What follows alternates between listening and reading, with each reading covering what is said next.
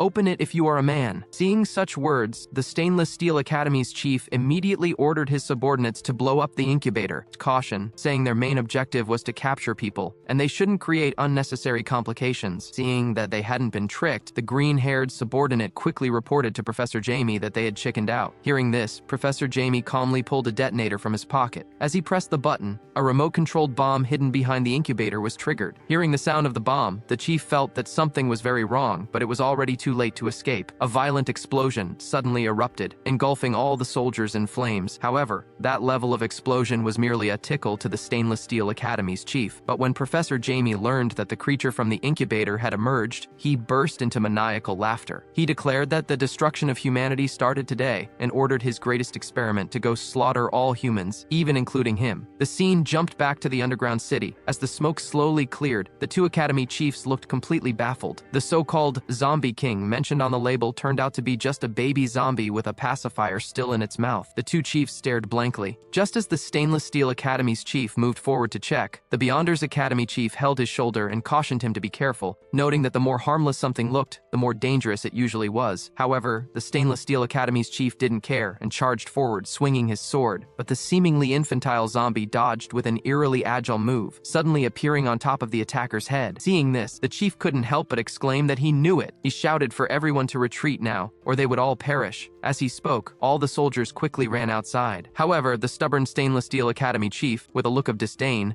didn't believe a small zombie could cause much trouble. He slashed at the zombie again with his sword. Seeing the zombie split in half by his blade, he thought it was over. But the next second, the small zombie split into two separate entities. The Stainless Steel Academy chief was dumbfounded, asking what kind of monster this was. At that moment, the two separate zombie entities began speaking in a strange language and then eerily fused back together. Meanwhile, the real Professor Jamie had already escaped to the rooftop of a different building. He ordered his subordinate to release the zombies so they could escape during the chaos. Immediately, he released all the zombies in the city. In an instant, hordes of zombies rushed toward Zhang Lanqi and her team. However, Zhang Lanqi was not worried at all. Just as her subordinate was about to call for backup, Zhang Lanqi stepped forward and told him there was no need. She walked forward, took the hair tie from her hair, and with a quick flick, it transformed into a sharp sword. With her sword in hand, Zhang Lanqi moved with the grace of a female warrior. In a flash, she kicked a zombie right in the face. There were numerous thudding sounds as all the zombies on the street were kicked high into the air by her. Using a large tree as a catapult, Zhang Lanqi soared into the air. Her subordinate was astonished. In the air, Zhang Lanqi executed her swordplay at high speed. In just a few breaths, she landed, and all the zombies in the air were cut into pieces. At that moment, her subordinate, who was eating lunch, was stunned because his plate had somehow ended up with top-tier zombie sushi on it. Zhang Lanqi crossed her arms and stated that this number of zombies wasn't even enough for a warm-up. Meanwhile, the green-haired subordinate on the rooftop was furious. He hadn't expected the zombies he had just released to be cleaned up by her so quickly. He wished that chainsaw zombie was still around to give this troublesome woman some trouble. He directed other zombies to rush toward Zhang Lanqi, but just then two strange figures appeared in the alley. It was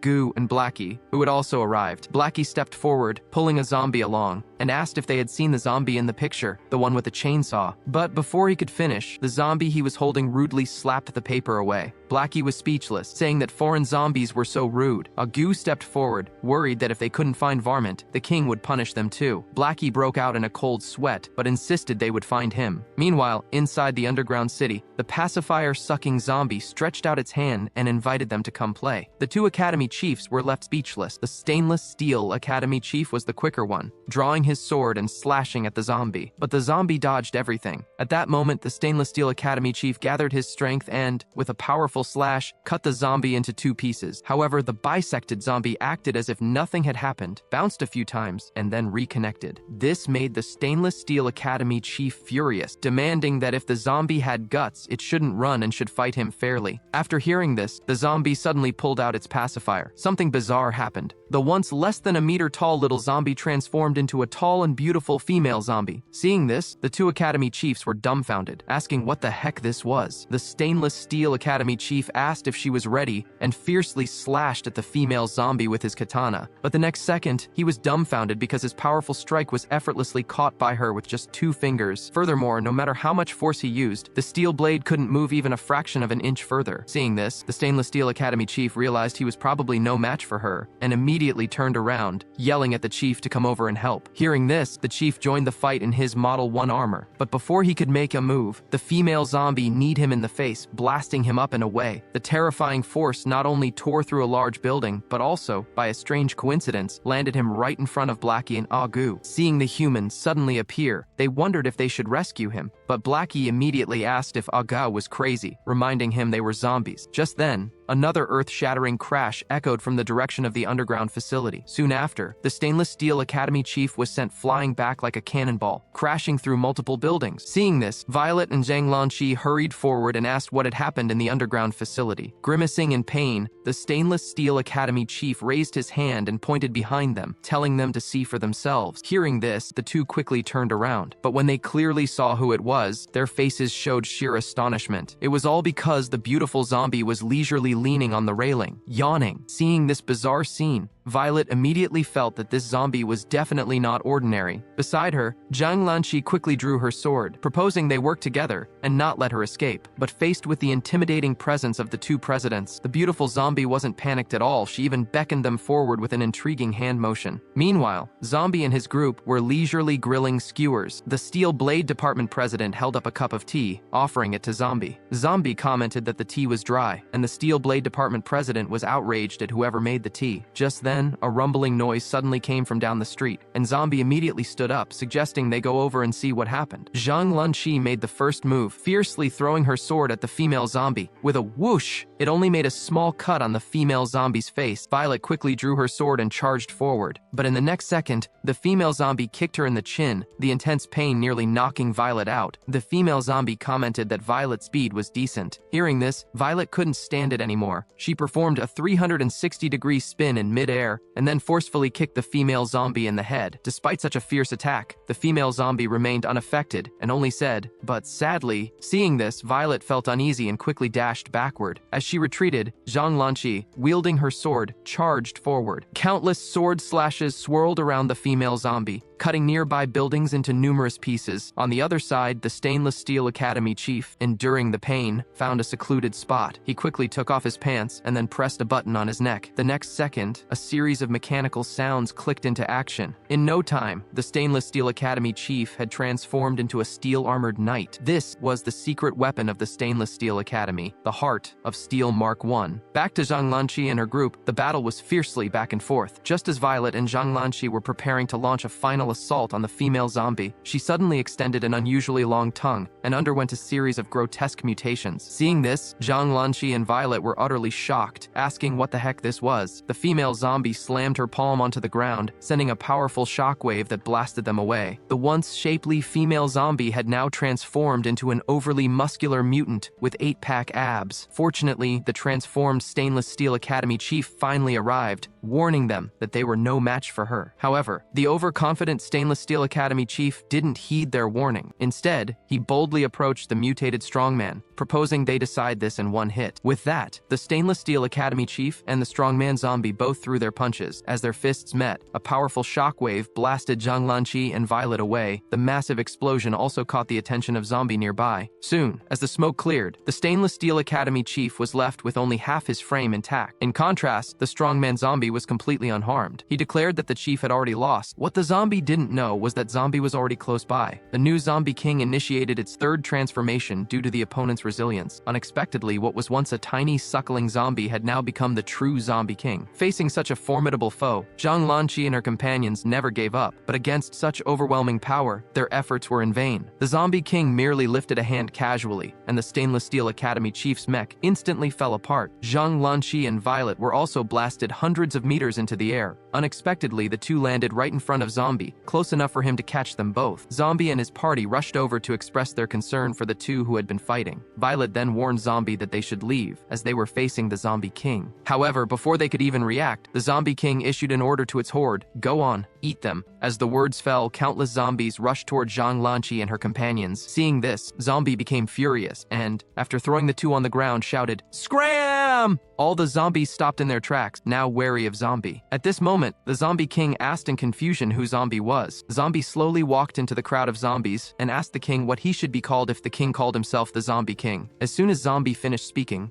all the zombies knelt down before him. Before long, all the zombies were at Zombie's feet. Zombie asked why the king wasn't talking anymore. The Zombie King smirked, realizing Zombie was one of their kind. He suggested the survivor be called King. With that, he threw a powerful punch at Zombie's face, but such a terrifying punch was mocked by Zombie, who asked if he hadn't eaten. Enraged by these words, the Zombie King was about to react when Zombie's fist brutally landed on his solar plexus. In an instant, the formidable force blasted the Zombie King flying tens of kilometers away, eventually crashing onto an aircraft carrier at sea with a thunderous boom. At this moment, Professor Jamie, who was watching from the rooftop, was stunned, asking how such a terrifying creature had suddenly appeared. On the other side, the Zombie King laughed, saying it was interesting and that he had finally found someone worth fighting. After speaking, he plunged into the sea and then lifted a submarine weighing tens of thousands of tons into the sky. The Zombie King used the submarine as a weapon and slammed it down onto Zombie with a big crash. Meanwhile, on a rooftop, Blackie was giving the chief emergency medical attention. Just then, Blackie said he sensed the king's presence over there. A figure suddenly shot up from within the submarine. Zombie flew into the sky and then flung a rope around the Zombie King's neck, yanking it fiercely toward him. The next second, Zombie brutally kicked him in the face. The terrifying force caved the Zombie King's face in. The Zombie King was thoroughly enraged. He rushed to the ground, lifted the submarine again, and swung it violently at Zombie. With a thunderous boom, Zombie was blasted thousands of kilometers away onto an aircraft carrier. Zombie mocked him, asking if he liked throwing things around. Meanwhile, seeing the Zombie King's formidable power, the chief urgently suggested they evacuate immediately, warning that the thing Professor Jamie had developed was not something Zombie could handle. But before he could finish, Blackie smirked dismissively, telling the chief to watch carefully, as there was no one in this world who could defeat their king, not even the gods. Back on the aircraft carrier, Zombie suddenly flashed, and the next second, he was already in front of the Zombie King. The king was shocked at how much faster he had gotten. Zombie's fist fiercely smashed into his face. The terrifying force directly sent the Zombie King flying off the earth. However, before the Zombie King could catch his breath, an aircraft carrier was launched right into him. With a loud boom, the Zombie King was fiercely smashed into the moon. Dawn and the others were completely stunned. However, at that moment, the Zombie King on the moon kicked the aircraft carrier with great force and simultaneously propelled himself back to Earth. The aircraft carrier and the Zombie King, filled with rage, were heading right toward Zombie. Seeing this, Zombie immediately jumped, rushing toward the Zombie King mid-flight. But at this moment, the Zombie King suddenly entered the aircraft carrier's main inner deck and began to damage the nuclear reactor. Just as Zombie arrived at the aircraft carrier, a huge explosion instantly spread across the continent's sky. Seeing this, Dawn and the others screamed for help. However, as the mushroom cloud slowly dissipated in the sky, Zombie landed perfectly unharmed on a battleship. The Zombie King landed roughly on a different ship across the water. Zombie said that the damage wasn't even enough to tickle him. Hearing this, the Zombie King was completely speechless and began to gather all his strength. Next, his arms quickly lengthened and struck toward Zombie. In just an instant, Zombie was smashed onto a high-rise building back in the city. The Zombie King proposed that since neither of them could defeat the other, they should cooperate and destroy the world together. Meanwhile, the chief was fearfully watching with Blackie and Agu, suggesting they run, as he knew Zombie was very strong after transforming. But continuing to fight like this was no solution. However, before he could finish speaking, Blackie interrupted, asking who said their king could only transform once. Hearing this, the chief was shocked, as he hadn't expected Zombie to have a third form. The scene shifted back to Zombie, who stood up from the rubble and said he wasn't interested in destroying the world or anything of the sort. He added that only weaklings thought about destroying the world every day. The Zombie King was speechless upon hearing Zombie's insult, but then Zombie transformed again. His originally dull skin slowly began to peel off, and with a roar, Zombie turned into a fair-skinned young man. Everyone was shocked, asking what he had just done. Meanwhile, Ago slapped the chief's face hard, telling him to look and see their king's true power. When the chief saw the fair-skinned young man on the high-rise, he was utterly incredulous. Many commented on his new transformation, noting that he looked completely different from his opponent, that he looked human, and that he was even stronger than before. Just then, it began to rain around them. Seeing Zombie's transformation, the Zombie King was bewildered, asking if he was a human or a zombie. It charged forward, but just as its fist was about to hit Zombie's face, the space around them suddenly changed. The raindrops that had been falling seemed to stop mid-air. At that moment, Zombie casually raised his hand. The next second, the Zombie King's body was instantly split into pieces, and the raindrops reversed back. Not only that, even Violet and the others began floating in the air, and even various fish in the sea were affected, as if gravity had been reversed. At this point, only half of the Zombie King's body remained, showing a face of fear. He had not expected such a huge gap between himself and Zombie. Zombie simply stated, "I am your daddy." Just then, a giant cyclone appeared in the sky. Dawn looked on in disbelief at this scene. Meanwhile, Violet and Zhang Lanqi also fell from the sky as Zombie's spell ended and the gravity around them returned to normal. Violet was dumbfounded, wondering if this was still the power of a mere zombie. Suddenly, a 100-ton whale heavily fell onto a high-rise building. Seeing this, Professor Jamie was also shocked. It was his first time seeing such a zombie. The divided zombie king still refused to admit defeat. He leaped up from the ground and loudly shouted, "Regeneration!" His separated body began to reassemble. He claimed that, as the zombie king, he was an unkillable life form, and that zombie couldn't do anything to him. Zombie raised his hand again, and with a swipe, he pulled the zombie king to him with an imperceptible force. He then grabbed the zombie king by the neck and looked at him with disdain, saying the king misunderstood death and asking if he thought one needed to be physically destroyed to perish. Hearing this, the zombie king was visibly stunned. Before he could argue, the next second, he saw Zombie's terrifying eyes. Instantly, the king's consciousness was transported to a strange environment. At this moment, numerous giant spaceships appeared above Earth, and on one of the main ships, a humanoid in mech armor commanded countless mech warriors to advance toward Earth. The person standing in the way of these ancient ones was Zombie, but in a form that had yet to be seen. The humanoid commander stated, "Of the 6 times human civilization has ended, this will be the last." The ancient ones were waging war against Zombie so that he would no longer destroy humanity one more time. The next second, all their spaceships were instantly engulfed in flames. Zombie had wreaked havoc on the fleet in space. The scene returned to the present, where the zombie king was in agony. After a while, there was no more movement from the zombie king in Zombie's hand. Meanwhile, Violet and the others watching from afar still did not know what had happened. They only saw that after Zombie grabbed the zombie king by the neck, he instantly stopped moving. At that moment, Zombie suddenly loosened his grip, and the zombie king fell straight from the rooftop. After a loud bang, the zombie king was left unconscious. Seeing this, the chief was in utter disbelief, thinking the king must have been scared into losing consciousness by His Majesty's third form. Meanwhile, Professor Jamie hadn't expected the zombie king he had so diligently researched to be scared to death just like that. His subordinate urged him that they better run now, or it would be too late. But before he could finish speaking, Zombie had already arrived by their side. Professor Jamie asked how Zombie knew they were there, as they had never shown themselves before. Seeing Zombie's displeased face, the green-haired subordinate was immediately scared into paralysis on the ground. Zombie asked if they were going to surrender, or if they wanted to go down and see the zombie king. The group immediately raised their hands to surrender. Although Professor Jamie was reluctant, at this moment, he could only grit his teeth and give up resistance. And so, the harmful Professor Jamie was finally captured by the Beyonders Academy. After everything was settled, Dawn and Violet saw Zombie squatting there, lost in thought. It turned out that Zombie had reverted to his original form. Violet asked Dawn to go over and talk to him, even promising her the position of vice president if she succeeded. Violet ushered her forward, and Dawn reluctantly approached. With no choice left, Dawn steeled herself and greeted Zombie. Just then, Zombie suddenly stood up, which startled Dawn. However, Zombie simply stated that he still wanted an indestructible piece of clothing. Relieved, Dawn finally relaxed, as Zombie seemed completely harmless now. She asked if he remembered what just happened. He replied that his memory of it was a bit fuzzy, but he knew he had probably defeated many weirdos like that before. The scene shifted to a prisoner transport convoy containing Professor Jamie and his subordinate. Professor Jamie muttered that he had to acquire Zombie's genes to create a being even more powerful than him. Zombie's wish had finally come true, providing not only a peaceful and happy life for his people, but also a human military escort. It turned out that ever since Professor Jamie had been captured by Zombie, the humans had appointed him as a president of a society and granted him the authority to manage a city. However, Zombie requested to take over the city of H. The humans were confused, asking what good that godforsaken barren land was. Zombie insisted on his choice and promised to manage H City well. Thus, Zombie not only became a president but was also appointed to manage H City. The Beyonders Academy was furious upon hearing this news. Violet also had a headache, unable to understand what Zombie was thinking. Apparently, Zombie wanted H City because it still housed thousands of citizens. To expedite their relocation, Zombie had the society's military provide protection along the streets. At that moment, from a high-rise, Zombie watched his citizens with satisfaction. Blackie approached and reported that, according to Zombie's orders, all the citizens had been relocated. Now they finally had a home. The human legions began to drill in the city. A zombie child asked his mother if the soldiers were going to shoot them with those fiery weapons. The mother replied that they were citizens under President Zombie, and from now on, the soldiers were sworn to protect them. The soldiers wondered if these people were crazy or something. Meanwhile, on the rooftop, Zombie's underlings were also thrilled, never expecting that they would have their own city. Zombie reflected that sometimes the continuity of a race didn't necessarily have to rely on war. After saying this, he left the rooftop without looking back. Blackie asked if Varmint had been hanging for a few months now. Zombie waved his hand and told them to just let him keep hanging. Poor Varmint, hanging on the city hall building, said with a pitiful face that he was wrong, wouldn't dare again, and was almost dried up into a mummy. He pleaded with his king to let him down, promising he wouldn't do it again. Dawn and Violet were having a sparring match to test out out Dawn's new capabilities. Violet did not expect that the mutated Dawn would have such incredibly high combat power, with just a simple clash causing her serious internal injuries. Dawn apologized, saying she hadn't even used her full strength yet. Hearing this, Violet could no longer bear it and instantly teleported behind Dawn, but just then, Dawn's head suddenly made a 180-degree spin, startling Violet, who was about to make a sneak attack. Immediately, Violet hastily did a back handstand, supporting herself with her hands on the ground, and asked if Dawn was still human. However, she hadn't finished speaking when Dawn already turned around, raising her Gatling gun. Seeing this, Violet quickly retreated. The rattling sound of the Gatling gun followed. Dawn was laughing maniacally and asked if she could also take the position of president now. Hearing this, Violet was instantly enraged. She pushed off with her feet, rushing toward Dawn like a bullet. With a forceful slash of her blade, Dawn's Gatling gun instantly became scrap metal. Dawn taunted her, asking if that was all she had, but before she could finish, Violet had already sliced her in two. But Violet was shocked, asking why she didn't dodge. However, the Dawn that had been split in half was not scared, but instead laughed out loud. Then, a bizarre scene occurred, as the body that had been cleaved in two began to slowly regenerate. Before long, Dawn stood up as if nothing had happened. Violet wondered what on earth Zombie had done to Dawn. Dawn asked how she looked, and if being president shouldn't be a problem with her current strength. After saying that, she suddenly threw a punch at Violet. With a boom, Violet was instantly slammed against the wall, losing her ability to fight. Seeing Violet defeated, Dawn asked if she was okay, and if she went too hard just now. Violet asked if she turned into a zombie after Zombie bit her, reminding Dawn they checked in the lab yesterday, and all her cells were perfectly normal. Violet questioned what was with the 360-degree head turn and her body's regenerative abilities. Dawn explained that she could fully control her transformations, and when she was feeling down, she could inject a stimulant to enhance it without any side effects. Violet paused, deep in thought. Then she rushed out of the arena. After witnessing Dawn's transformation abilities, Violet immediately flew to H-City non-stop. At that moment, inside the city hall, Zombie was assigning tasks to his underlings. The first was the financial authority of H-City, and Zombie thought of Blackie first. From today, you are the director of the treasury. As soon as he finished speaking, the door of the meeting room was suddenly banged open. Seeing the breathless Violet, Zombie was happy to see her, asking what brought her here. However, before he could finish, Violet rushed over. Just as Zombie looked bewildered, Violet suddenly opened his mouth and forcefully made Zombie bite her. Violet then abruptly left the meeting hall without looking back. She had just left the city hall when her assistant hurriedly came up to remind her that she was too reckless and asked if she had forgotten that Zombie could control people's minds. The assistant worried about Zombie making her do something unspeakable. However, Violet not only did not regret her actions, but replied that to possess such power, she was fine even if he made her sing and dance to rap. Meanwhile, Zombie was still bewildered. Nevertheless, under his meticulous planning, H-City was finally on the right track. While the citizens were living and working in peace and contentment, they also developed various shops, such as a hair salon run by zombies, a zombie real estate company, and even a zombie driving school. However, getting a driver's license was still a bit difficult for zombies. At this moment, Zombie looked at his city with a sense of relief. His dream of many years had finally come true. But what he didn't know was that a bigger crisis was quietly approaching. A one-eyed woman was studying Zombie's information. She said she didn't understand why the Beyonders Academy would choose someone like him as president. Her colleague mentioned hearing that this zombie was actually a zombie. She dismissed it, saying they had seen them slander each other in their academies before, and although she didn't believe they would let a zombie be president, she really didn't like this zombie. She concluded they would know what this zombie was all about once they went to H-City. Over an iceberg in the North Pole, a helicopter rattled through. Moreover, humans also sent a giant industrial ship. Soon, the expedition team arrived at their destination. Someone mentioned hearing that an ancient body was suspected to have been found there, buried under 500 meters of ice. They hoped that if they could extract her completely, it would truly be a great discovery. With the help of the crane, the body was soon lifted up. As an archaeologist, Professor Strange said it was also his first time discovering such an existence. As the crane slowly pulled the ice block from the ground, a faintly visible body finally emerged in front of everyone. From the appearance, it seemed to be a young girl. Just as Professor Strange was shocked by this discovery, his assistant next to him was suddenly muffled by someone, who then bit his neck. Seeing this, the professor was startled, but before he could react, he was knocked down by another person. It turned out that the attackers were a mysterious organization, and their target was the body encased in ice. The leader of the group used an ice pick to break the ice block. The previously desiccated body now seemed to regain its vitality. Seeing this, a vampire nearby quickly draped his coat over her. They knelt before the woman, proclaiming, "All hail the Blood Queen. May our forever queen remain eternally youthful." The Blood Queen asked if that fool named Zombie was still alive. Her subordinate replied that Zombie was not only still alive, but also thriving, and he was mixing with humans again after destroying the last human civilization. The Blood Queen mused that she might be lonely if Zombie weren't around, and stated that this time she definitely wouldn't lose to him again. Zombie had been leisurely drinking tea in H City when he was suddenly summoned urgently to the Academy's headquarters by Violet. This was because a strange incident had occurred at the headquarters. A member of the exploration team in the North Pole had suddenly mutated and killed all the team members. Seeing this scene, Violet and Zhang Lanqi were also baffled. This guy didn't seem like a zombie. With no other options, they had to find Zombie, their so-called professional. Soon, Zombie arrived at the headquarters, but just as he entered, he was startled by the sight before him, because not a single person there was normal. President Ying of the Iron Club Academy introduced himself and noted that Zombie was the one who captured Professor Jamie. Upon hearing this, Zombie immediately stepped forward to shake his hand, affirming that was correct. But just as they had parted, President Ying sneered that Professor Jamie was just a small fry and not worth his effort. But just when the other presidents thought Zombie was weak, the Stainless Steel Academy chief alone hid in a corner, wishing he had stayed home. The scene shifted back to Zombie, who by now had arrived at the laboratory. However, when it came to identifying species, Zombie was clearly unsure. But when he saw the two holes on the person's neck, long-sealed memories suddenly surged forth. Violet asked if he noticed anything. Just then, the research scientist suddenly let out a scream. But when he saw Zombie's face, he immediately became docile. It turned out that Zombie had already switched to his second form. Zombie found it interesting that it was the Blood Tribe. A terrifying aura began to burst from around him. In an instant, Zhang Lanqi and the others were all blown away. Zombie wondered how this species was still around, as he thought they were extinct. His terrifying aura blasted many presidents away, particularly the Iron Club president, who was quite shaken. While everyone was still baffled, Zombie suddenly laughed, finding it interesting, as he thought he had exterminated the vampires 1,000 years ago. He grabbed the researcher and demanded to know where that little red who likes to poison me was now. But having just turned into a vampire, the researcher had no idea of the whereabouts of the Blood Queen. Unable to get the information he wanted, Zombie reverted to his original form. At this moment, inside the hall, the Iron Club president still didn't believe that the recent chaos was caused by Zombie. Only the stainless steel chief hiding on the side regretted not staying home. Just then, Zombie finally walked out of the room. Seeing this, Violet and the others quickly approached, asking if he had found anything special. Zombie told them it was best if they were all more careful these next few days. Having said that, he began to furrow his brow and stood motionless. Seeing this, Violet and Dawn felt something was amiss, but the next second, Zombie scratched his head, saying he had already forgotten what happened just now. Meanwhile, next to a large villa on the other side, in a small alley covered with cobwebs, the current Blood Queen looked utterly speechless. Just then, a coin suddenly clinked to the ground beside them. It turned out that a local had thought they were beggars and generously gave them $1. Seeing this, the male vampire, Lanling, immediately lit up and picked up the money. The Blood Queen asked why they had woken her up if they had all ended up like this. Before she could finish speaking, the girl beside her burst into tears, explaining that after the Queen's great battle with Zombie and subsequent loss, vampires no longer had a place to stand. They had to play dead to escape his clutches, and from that moment, they started to hide from both humans and zombies, never leaving this alley all this time. Upon hearing this, the Blood Queen instantly became furious, shocked that the vampires had ended up in such a dire state. She admitted that even summoning her was useless, as she simply couldn't defeat Zombie in her current state. Her subordinates explained that the reason they woke her was because they had obtained an important piece of information about a special human who might be able to help her defeat Zombie, someone who might bring them hope. Hearing this, the Blood Queen's interest was piqued, and she asked who it was. Lanling then pulled out a wanted poster from his chest. The man was Professor Jamie, the creator of the recent Zombie King. However, at this moment, Professor Jamie was still locked in a prison. Violet asked Zombie why they didn't just deal with Professor Jamie directly. Zombie replied that they couldn't kill him yet, as not only had he planted many undercover agents, but there was also a lot of research data they hadn't found yet. Violet worried about the possibility of Professor Jamie escaping. However, before she could finish, the Iron Club president burst into laughter, declaring it impossible. He then offered to take Zombie to sea, since Zombie was the one who captured him. In no time, they arrived at a deserted valley via helicopter. The Iron Club president explained that Professor Jamie was detained in a prison 3,000 meters underground, and even taking the elevator down would take at least 30 minutes. As for security, he boasted, it went without saying. Not only were there high-tech weapons, but each level was also guarded by a highly skilled president. With such security, even if Professor Jamie had extraordinary abilities, he couldn't escape. Moreover, they had attached a huge detonating cord to him, and if anyone approached him, the detonator would explode immediately. He boasted that even if a god descended, all he could bring back was a corpse. Hearing this, Zombie broke out in a cold sweat, feeling that human methods were too cruel. He then turned around saying he had other matters to attend to, and left. Meanwhile, in a small alley, when the Blood Queen saw their conversation through a live CCTV footage on a tablet, she suddenly felt a chill run down her spine. The scene returned to the prison. The Iron Club president taunted Violet, saying her little boyfriend was probably going to be in trouble soon. He mentioned that the stainless steel chief had informed Inspector Chen that President Zombie had even established a city for zombies. Hearing this, Violet was stunned and asked him why he was telling her all this. The Iron Club president said he had no interest in whether Zombie was a zombie or not because in his eyes, only the strong caught his attention. Meanwhile, Zombie was happily strolling around the streets of a human city. In the underground prison, Professor Jamie was pondering something. Just then, a meal delivery staff pushed in the cart. His subordinate worried that they were done for and were going to perish. However, Professor Jamie laughed, determined that he must obtain Zombie's genes. His subordinate asked why he was talking about that when they were about to be executed. Professor Jamie reassured him, saying they wouldn't execute him until they got his research, and that they wouldn't lay a hand on them because he had already hidden the documents in a place no one knew about before he was captured. His subordinate doubted they could create something to defeat Zombie, even with his genes, since Zombie was too powerful. Professor Jamie insisted they needed a strong body to serve as a vessel, then he could create an even more powerful being. His subordinate worried that they were trapped there, just ordinary people, and asked how they could escape. Hearing this, Professor Jamie suddenly fell silent. Soon after, the staff brought in the meal delivery robot. Surprisingly, Professor Jamie didn't resist but cooperated and ate the food delivered by the robot. His subordinate wondered why he was suddenly so obedient. It turned out the meal delivery worker was actually his inside man, and the goal this time was to plant a wiretap in his mouth. Professor Jamie asked where the Zombie King's body was being held. The informant replied that it was kept in a lab on the 200th floor, and there were 2 chiefs guarding that lab, and that from now on, they could proceed according to Professor Jamie's previous plan. Back at the human city where Zombie was having a nice stroll, his phone suddenly started ringing. It was Violet, who had called him right after she got the news. She informed Zombie that because of the stainless steel chief's snitching, Inspector Chen was already on her way to H City. If she found out that what the stainless steel chief said was true, Zombie's days as president were numbered. Hearing this, Zombie instantly broke out in a cold sweat, asking if she would believe him if he said he was a human. Violet hung up after warning him not to think she didn't know what those things in his city were. Zombie was truly panicked. But just then, a nearby cosmetic store suddenly caught his eye. Outside the H-City government building, countless trucks fell from the sky, all makeup supplies Zombie bought from the neighboring city. When Zombie told Blackie about the seriousness of the situation, Blackie immediately had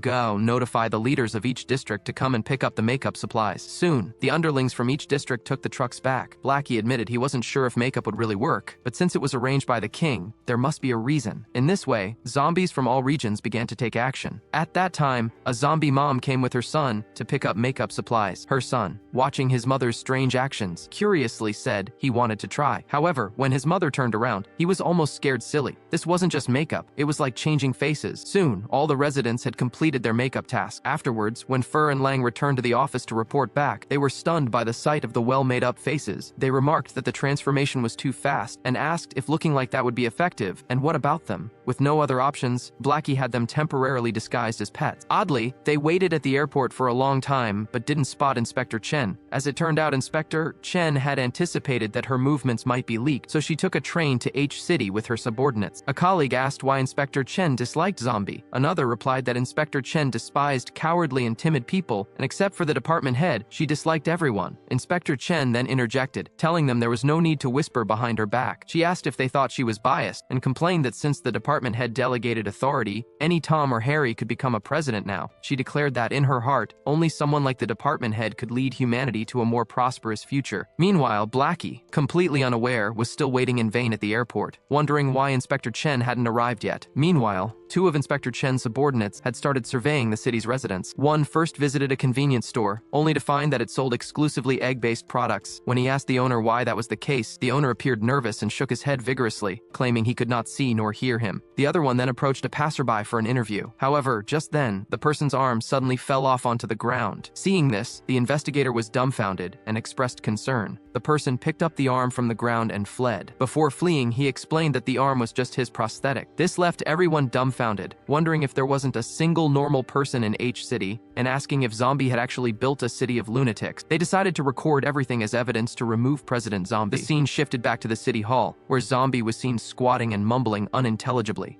Gao asked what was going on and why the king had turned into this. A soldier reported that President Zombie seemed to have been talking nonsense and trembling ever since he had breakfast. Hearing this, Gao was startled and immediately grabbed the soldier, demanding to know what he fed the king. The soldier, frightened by Gao's action, quickly explained that he had only made a dish of chili stir-fried eggs for President Zombie. Upon hearing this, Gao immediately broke out in a cold sweat. It turned out Zombie couldn't eat chili peppers because they made him abnormally excited, keeping him in his second form, and this state could last for a month. Meanwhile, Blackie, who was still waiting anxiously at the airport, suddenly received a call from Gao. When he learned that the king had accidentally eaten chili peppers, he was horrified, worrying that the king wasn't going to slaughter the inspection team. Blackie frowned, saying if something like that happened, they might not be able to stay in this city anymore. The scene switched back to Inspector Chen and her team, who were still searching for evidence. Just then, a heavy truck suddenly fell from the sky. With a boom, the truck smashed right in front of them. Before they could react, Zombie suddenly descended from the sky and, with another crash, stomped the truck into scrap metal. Seeing this, Inspector Chen and her team were dumbfounded, asking what had just happened. At that moment, Zombie suddenly smiled mischievously and greeted Inspector Chen, offering to give her a tour. At this point, the two assistants were stunned. As the three regained their senses, they looked at Zombie completely confused and asked who he was. Zombie responded with a wicked smile, asking if they had forgotten him so soon, and identifying himself as the very zombie they were looking for. Hearing this, the group was stunned on the spot. The zombie on record wasn't supposed to be like this. At that moment, Zombie jumped down and explained that he had merely taken off his mask. He snapped his fingers and told Inspector Chen that since she had come a long way, he had prepared some gifts for her and asked her to accept them. As soon as he finished speaking, the residents started presenting their specialty stir-fried eggs. They reassured the inspectors that they were law-abiding good citizens and never ate people. After saying this, Zombie picked up Inspector Chen, saying that now that the gifts were received, he would give her a proper tour. With a boom, Zombie jumped up and flew into the sky. In just a moment, they had gotten higher than the clouds. Seeing this, the two assistants were bewildered. Once they regained their senses, they hurriedly stopped a taxi to follow. Zombie slowly fell and landed down onto the tallest building in the city center. He instructed her to take a look, as this was the H-city that he had meticulously built. He boasted that this city was over 2 million square meters in area and still developing. He claimed they had not only listed companies, but had also solved many people's employment issues, and that just in taxes, they could contribute billions each year. Next, he announced he would show her the law and order. As he spoke, Zombie dragged Inspector Chen to the middle of the road. At that moment, a bus driving by couldn't stop in time. Just as it was about to hit Zombie, he kicked the bus's bumper. The bus went flying and became embedded straight into the high-rise. Blackie, who was waiting at the airport, noticed the commotion and quickly dashed to rescue the driver. However, the two assistants who had just arrived were dumbfounded. As for Inspector Chen herself, she was so shocked by Zombie's series of actions that her jaw dropped. Zombie reassured her that the driver wouldn't perish, as every one of his subordinates was extremely skilled and wouldn't let any citizen die. After finishing his speech, he tossed Inspector Chen forward. The two assistants rushed to support her. Zombie told Inspector Chen that he knew why she was there and that he would let her return safely this time. He warned her that no matter what happened next, this city was his and no one could stop him. For a moment, the entire street was eerily quiet. The two assistants suggested they should just go back, saying he looked like trouble, and one added that for a moment, he almost thought Zombie was the department head. Inspector Chen muttered that she would get the head of whoever said Zombie was timid and weak when she got back. Zombie urged them to hurry back while he hadn't changed his mind. Inspector Chen responded that she recognized his ability to manage the city, but that didn't mean he qualified to be the president. She argued that a president needed not only managerial skills, but also sufficient combat capability. She stated that she had seen his city management skills, but she hadn't seen his ability to protect the city. At this, Blackie and the others' faces turned pale. Just as Inspector Chen was about to continue, they rushed up to cover her mouth, but their attempt was in vain. Zombie turned around and asked if Inspector Chen really wanted to see his true strength. Blackie and the others were instantly terrified, muttering that it was all over. Soon after, they all arrived at a nearby beach. Inspector Chen felt a sense of dread. Before she could finish asking why he had brought them there, she saw Zombie's terrifying reflection in the sea. Agu leaned in close to her and warned her that if something happened later, she was on her own. Inspector Chen looked completely baffled. Just then, an assistant noticed the stones around them beginning to float. Shortly after, more and more sand and rocks started rising around Zombie. The next second, Zombie's third form was fully revealed to everyone. The three inspectors were totally shocked. At that moment, Zombie jumped, and the tremendous force sent Inspector Chen tumbling face first into the dirt. By the time they recovered, Zombie had already vanished.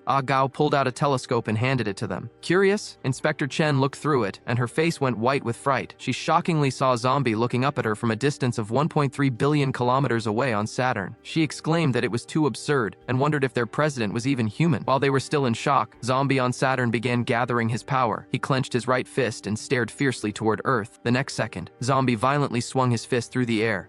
Goo and the others' faces drastically changed because Zombie's punch had just created a hole through the ocean. Instantly, a tsunami thousands of meters high headed toward the city. Gao quickly positioned himself in front of everyone to protect them. Meanwhile, far away at the headquarters, Dawn and the others felt the tremor. When they saw the massive wave outside the city, they were shocked and immediately activated the Level 1 defense protocol. Despite their best efforts, they couldn't hold back the raging tsunami. Suddenly, another loud sound came from the seaside. It was Zombie jumping back from Saturn. Zombie asked Inspector Chen if she saw his strength now, and if he was qualified enough to protect his citizens. Inspector Chen was completely shocked. Then, Blackie and the others quickly put her into a taxi. It took her a while to recover her senses. She thought that Zombie was simply not human. Watching the taxi slowly drive away, Blackie wondered if the inspectors would try to take back the city. Blackie thought for a moment and decided they wouldn't anymore. Inspector Chen remained in a state of mental confusion. As for H-City, managed by Zombie, it was naturally unharmed. Meanwhile, inside Professor Jamie's prison, several people were discussing a corpse in the laboratory. They were talking about the Zombie King who had been frightened into unconsciousness by Zombie. But what they didn't notice was a researcher nearby, secretly mixing something. This researcher was an insider placed in the prison by Professor Jamie. At that moment, he was following Professor Jamie's instructions to prepare an antidote. Professor Jamie knew the Zombie King's body was still there, so injecting this mixture would surely bring it back. Just as the guard was about to go out on patrol, the insider suddenly plunged the syringe into the Zombie King. Seeing this, the guard immediately became upset and slammed the insider against the wall with a loud bang. Before the guard could finish asking what he had done to the body, the Zombie King's eyes suddenly snapped open, followed by a loud, explosive noise. This sound immediately caught the attention of the Iron Club president. He asked what was going on and what had just happened. The alarms throughout the prison also began to sound. The Zombie King, who had been scared into unconsciousness, was now back in action. He commanded the insider to eliminate all the guards and get him out, promising to make him stronger than Zombie. On a civilian plane in the sky, someone suddenly kicked open the cabin door. Then someone inside the plane, holding a projectile device, yelled for nobody to move, assuring them that as long as they obeyed, no one would be harmed. Following the hijacker's orders, the plane flew toward the prison. Just then, the Blood Queen appeared at the cabin door. Her subordinate asked her if they should make a detailed plan, as they had set up a self-destruct mechanism on Professor Jamie. She replied there was no need, saying that human tricks were no challenge for her. She led her followers to leap from 10,000 meters high. But just as they were nearing the prison entrance, the Iron Club president reacted quickly and organized everyone for defense. But these ordinary tools were utterly useless against the vampires. He tried to rally everyone, saying not to panic, as they still had 30 presidents there, and the intruders couldn't break through. Indeed, as the conflict grew on the top floor, the stainless steel chief and the chief, located on the 500th underground floor, quickly reacted. However, the subordinates were still somewhat lacking when dealing with the Blood Queen. Meanwhile, on the 3000th underground floor, a guard was blown into the wall as the newly awakened Zombie King prepared to leave. But at that moment, Professor Jamie used a communicator to tell him to help him escape, and he could help the Zombie King defeat Zombie. The Zombie King said he wanted to finish both Professor Jamie and Zombie. Professor Jamie chuckled, saying he created the Zombie King, and he could decide if the king lived or perished. The Zombie King was utterly panicked, especially since Professor Jamie had just brought him back to life. Professor Jamie reassured him that he wouldn't let him perish. He just needed help fulfilling his dream, and then he would end his own life right in front of the king. The Zombie King commented that humans were scarier than zombies when they went mad. He then asked what he needed to do. Professor Jamie said it was simple, help him get out, and he promised to make the Zombie King as strong as Zombie. Meanwhile, the three major presidents of the prison quickly rushed up. When they saw that the intruder was a woman, they were briefly stunned. They asked who they were and why they had come. The Blood Queen stepped forward and gave them two choices: hand over Professor Jamie, and she would leave them unharmed, or else. However, before she could finish, the Iron Club president couldn't hold back and charged at her. Soon after, the chief and the stainless steel chief also took the opportunity to attack from the side. But with a loud boom, the Iron Club president was left with only one arm lying on the ground, and the chief was completely baffled, asking what had just happened. Just then, the guards finally arrived. Facing human weaponry, the Blood Queen showed no intention of dodging. The sound of rapid fire erupted, but the projectiles could not harm the Blood Queen, not even when they hit her eyes. At that moment, one of her subordinates suddenly raised a hand toward the guards, and with a loud boom, all the guards were instantly engulfed in flames. Meanwhile, at the 30th underground level, Professor Jamie had already been rescued. He and the Zombie King were fine, despite the fact that touching the device was supposed to cause it to explode. explode. Professor Jamie explained that there was a 2-second window after the power was cut, and that it was ridiculous to think such a flawed device could hold him. Escorted by the Zombie King, they walked out of the prison. The subordinate worried about making the Zombie King even stronger, since he was already so powerful, fearing something might go wrong. Professor Jamie insisted there was no choice, as there was no better vessel in the world than him. Just as they were preparing to leave, the Zombie King suddenly froze because the guards outside had somehow been wiped out. He asked who did this. Just then, the Blood Queen suddenly descended from the sky. She greeted Professor Jamie and told him that the Zombie King, who couldn't even defeat Zombie's second form, wasn't worthy of being his vessel. Hearing this, the Zombie King was taken aback and was about to step forward to teach her a lesson. The Blood Queen suggested he study her body instead of wasting time on that useless creature. The Zombie King asked if she was claiming to be stronger than him. She replied that he didn't even qualify to compare to her and invited him to try if he didn't believe her. As soon as the Blood Queen finished speaking, the Zombie King charged at her with incredible speed. But the next second, before he could strike, the Blood Queen punched him right in the face. Those watching were stunned. They knew the Zombie King's power, but they hadn't expected him to have no chance to fight back against this woman. Then a loud boom was heard, and the Zombie King was sent flying, breaking through a wall and crashing into another. As he came to his senses, he muttered that she hit as hard as Zombie did. Just then, he noticed the explosive device strapped to Professor Jamie and instantly dashed toward it. He yelled that since they were all so arrogant, they should perish, and with a fierce punch, he hit the nuclear device. But just as the nuclear device was about to explode, the Blood Queen suddenly waved her hand toward it. The device, which was about to destroy everything, miraculously returned to its original state. Those watching were completely dumbfounded. The Blood Queen suddenly let go gently, and the nuclear device immediately crumpled toward the ground. Along with it, the Zombie King was instantly flattened into a pancake. Those watching the fight were beyond shocked, thinking the woman was too powerful. She taunted the Zombie King for daring to challenge Zombie with such little strength. After saying this, the Blood Queen casually lifted her hand, and the next second, she was holding the Zombie King in her grip. She asked him how Zombie dealt with him before. Hearing this, the Zombie King was startled, then showed a look of fear because he once again felt the same terrifying aura as Zombie had. He then cried out in terror, realizing that she and Zombie were both ancient beings of the previous civilization. After saying this, his eyes darkened, and he was scared into unconsciousness again. At that moment, the Blood Queen's gaze returned to normal, and she nonchalantly threw the Zombie King's body, now like a dead pig, onto the ground. Poor Zombie King was, once again, scared into unconsciousness. Seeing this, the chief and the Iron Club president were dumbfounded. On the other side, Professor Jamie and the green-haired subordinate were also speechless. The Blood Queen then asked Professor Jamie if she now qualified to be his vessel. Hearing this, Professor Jamie first paused, then put on a sinister face and said, "Of course." Meanwhile, in H City, Violet hurriedly rushed into the city hall. Seeing this, Ah Gao quickly stepped in front of her and told her she couldn't go in because their king was in a special condition. She asked what special condition, and if anything was more important than her issue. After saying this, Violet pushed the door open while shouting loudly, "Zombie, there's bad news!" However, she was startled by the sight of Zombie before her, asking when he had changed like this. Zombie replied that changing the way he lived could be interesting, and asked what she was about to say. Upon hearing this, Violet quickly told him the news of Professor Jamie's escape, but then